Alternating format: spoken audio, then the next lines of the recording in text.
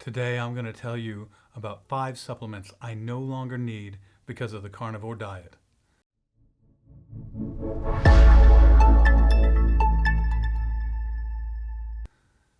Hi, I'm Dr. Rick Godding. I'm a practicing orthopedic surgeon and I'm transforming my health, my life, and my practice using the carnivore diet and the principles of metabolic health. So I'm going to talk about these 5 supplements, and they were critical. At least I thought they were critical. Some of them were critical, and some of them I thought were critical. And let's just get into it. The first one, the most important one, the one that I just would not leave the house without, that's right, psyllium powder, fiber, right? I used to buy this stuff. I would buy 3 packs of these. Sometimes I would use this stuff, Consul. It's very much the same, but it's just a little different brand. It's still psyllium husk. I have tons of this stuff. I used to take them everywhere with me. Had one in my office. When I would travel, I would take these little packets with me because I would get so bloated and constipated every 3 days if I didn't have that stuff. I was a disaster. I could just feel it. It was just, the whole situation was just terrible. And it really makes you think. You know, everybody in the mainstream, not everybody, many mainstream doctors will tell you, you have to have your fiber. You have to have your fiber. You can't digest properly without your fiber. But since I've completely given up fiber on the carnivore diet, you know, I'm just going to talk about it. There's very little flatulence, and I'm never constipated. Sometimes if I eat too much fat, it does go the other way, but I am learning to adjust that properly on how I eat, but I never ever am constipated. Well, that's amazing, right? It's interesting. We say, oh, if you want to be regular. I did. I had to take that stuff to be regular. When I was eating the standard American diet, I had to take a medication. Now, this isn't really a medication, but it's a supplement. It's something I really literally had a difficult time living without. And that's not even when I was eating the standard American diet. That's even when I was going low carb. And the problem is when I would go off the low carb, I would have things like bread and pasta if it was a weekend. And so then I'd have to take that stuff. But even when I was eating tons of salad, I would eat salad. Sometimes I would eat salad 5 nights a week. During the week, I would eat grilled chicken or grilled salmon on a salad with feta cheese, olives, red onions, and I would make a homemade vinaigrette out of red wine vinegar and olive oil. Man, it was so good. It was so good. And it's probably good for you. I'm still not at the point where I'm going to say that salad I just described is not good for you. What I'm saying is when I was eating like that 5 times a week, I still needed to take this because of when I would go off on the weekends and eat some bread or something like that. I needed the psyllium husk, the fiber. So it's really interesting. This whole journey is really truly a journey of discovery because I'm finding out all kinds of things by the science that I'm reading and by seeing other people on YouTube and what I'm experiencing personally. But it definitely calls into question everything I've been taught. And today I'm just talking about these things. But everything I've been taught about anything. LDL, cholesterol, diabetes, all of it. I'm trying to relearn everything, and I'm diving very deeply into it. But I'm just going to go over today the things that I'm very certain that I don't need. The next, I didn't go a day, or let's say a night. That's right, melatonin. Yep, I couldn't sleep without it. Now, I did have sleep apnea. And that was undiagnosed for a long time, and it was really catastrophic. I don't say this enough. I almost want to say it as a public service announcement in every video. If you're overweight and you're over 50, or you're over 50 and you snore, if you're tired all the time, get a sleep study. it changed my life. It really set me on this whole track, but it wasn't enough. So I got my CPAP machine and I started sleeping okay. I still had to take the melatonin. Then I got on the carnivore diet, and of course I've lost 45 pounds now. I've made some videos on those things, and I'm sleeping much better. I'm not ready to take the sleep study yet. I want to get another 20 pounds off and just kind of let my physiology equilibrate to my new weight before I start going crazy. I just did a 6-month lab check. I'm going to do another lab check at a year. I want to lose about 20 more pounds. I'm down from this to this and just feeling better and better all the time. But I no longer need fiber. As much as they'll tell you, I certainly don't need fiber. At 100%, I do not need it. I am never constipated. If anything, like I said, it's the other way. I do not need melatonin to sleep. I sleep great. Those are the things that are just physiologically obvious to me. I mean, I just flat out don't need them. The other is protein. Now, there's nothing really wrong with the whey protein, but I eat meat. I eat enough meat every day to get my protein allowance.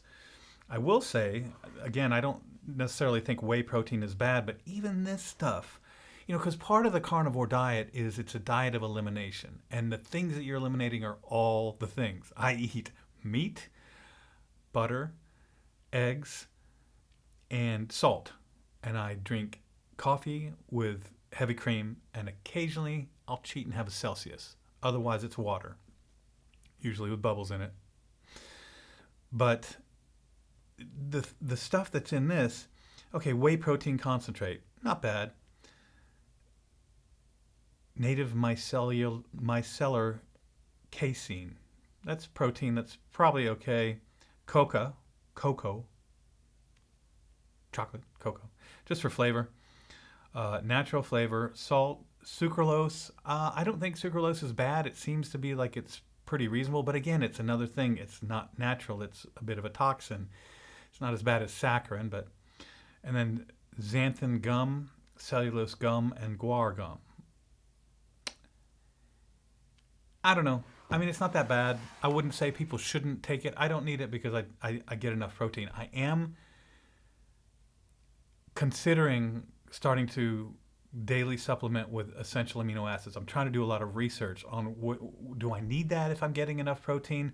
And I understand in the comment section you're going to have a lot of different opinions about that. Please comment. I learn from the comment sections. I love when people comment because I indeed do learn sometimes from the comment sections, for sure. So here's another thing I know I don't need. It's not because my body tells me I don't need it, although I guess with just all the energy, I don't need it. But here is B complex vitamins. Now, meat is just rich with B complex vitamins. I used to take that to try to get the energy. So I take the melatonin to try to sleep, the B complex to try to get energy. I used to drink Red Bulls. Can you imagine? I mean, a lot of Red Bulls, and they're terrible for you. And so I don't need any of that stuff anymore because I'm completely as energetic as you could possibly imagine a 54-year-old could be. I'm just super energetic. I'm super enthusiastic all the time. I just don't need that stuff. And the B complex, which I used to take for energy, I don't need because I just get a ton of it in the meat. The last one that I'll talk about today. Now, this is just one brand of it, but there's a lot of these green drinks that I used to take. And, it's funny because, I would look up some of the things that are on there. Like, here we go. Coconut water powder, organic ashwagandha root extract, lemon powder, red beetroot, turmeric. All those things are probably pretty good. I mean, I don't believe all plant things are toxic. Those things are probably pretty good for you, but I'm on an elimination diet. It had organic wheatgrass powder, organic wheatgrass juice powder, organic moringa leaf powder, organic spirulina powder, organic chlorella powder, organic matcha green tea powder. So again, look, I don't hold it against anybody to take all these things, but in the end, all of those things are going to have a lot of chemicals in them. And they're natural. They're natural and they're organic. but there's still a lot of different chemicals in there. And I haven't found anything compelling to tell me that I should go back to that. Certainly not any way that I feel. I mean, I feel fantastic. My labs, my triglycerides got cut almost in half in 6 months. I went over that in my other video. Like I said, my LDL bumped a little bit, but triglycerides cut in half. Fasting blood glucose is about the same. Weight's way down. Blood pressure's way down. I mean, right now I'm cruising. The big question is, what am I going to do once I hit my target weight? And how is that going to affect things? And what am I going to add into my diet? I don't know. This is a quest. I am not here to tell you that I'm going to be a carnivore for the rest of my life. What I'm here to tell you is that in the last 6 months, my life has completely transformed. My health has completely transformed because of this lifestyle. I feel fantastic. I'm objectively healthier. No doctor would look at me and say that I wasn't healthier now than I was back then. And it's a springboard, and it might be that I end up carnivore my whole life. I may. Or I may start adding some more things in. I don't know. Right now I have no plans. Originally I was going to do carnivore for 6 months. And as I've dived into all the research and really been trying to understand everything with the cholesterol and what are all these, what are phytotoxins? I mean, are those really important? I'm just trying to figure it all out. And I don't really know. What I do know right now, 100%, is a carnivore diet can take a very unhealthy 54-year-old and make him a very healthy 54-year-old in 6 months. I mean, what more could I want? And so originally, like I said, I was going to do 6 months. I'm going to do 6 more months. I'm going to be checking in. Please check out my channel. I'm going to post all kinds of different things. Some of them are just more fun. Some of it's my journey. I'll be getting into a little bit more of the science as I feel more comfortable about reviewing it with respect to LDL and things like that. I'm going to talk about how metabolic health and the carnivore diet can affect orthopedic conditions. I'm very, very interested in all the stories I hear about people reducing their osteoarthritis pain or their rotator cuff pain by using the carnivore diet. And I think it can't all be written off to weight loss, because there are some pretty slim people who are telling the same thing, who were on the carnivore diet for maybe a skin issue or a GI issue. But anyway, thanks a lot for paying attention. I'm really happy that you were here with me. I hope that you check out the rest of the channel, and I'll be back soon.